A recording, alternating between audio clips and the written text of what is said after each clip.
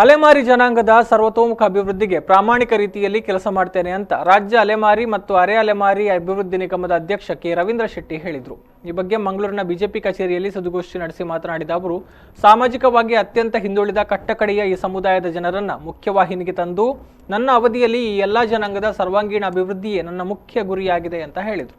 ಬಹಳ ಮುಖ್ಯವಾಗಿ ಸಾಮಾಜಿಕವಾಗಿ ಅತ್ಯಂತ ಹಿಂದುಳಿದ ಕಟ್ಟಕಡೆಯ ಈ ಒಂದು ಸಮುದಾಯದ ಜನರನ್ನು ಮುಖ್ಯವಾಹಿನಿಗೆ ತಂದು ನನ್ನ ಅವಧಿಯಲ್ಲಿ ಈ ಎಲ್ಲ ಜನಾಂಗದ ಸರ್ವಾಂಗೀಣ ಅಭಿವೃದ್ಧಿಯೇ ನನ್ನ ಮುಖ್ಯ ಗುರಿ ಎಂಬುದಾಗಿ ನಾನು ಮೊನ್ನೆ ಅಲ್ಲಿ ಆ ಜವಾಬ್ದಾರಿಯನ್ನು ಸ್ವೀಕರಿಸಿದ್ದೇನೆ।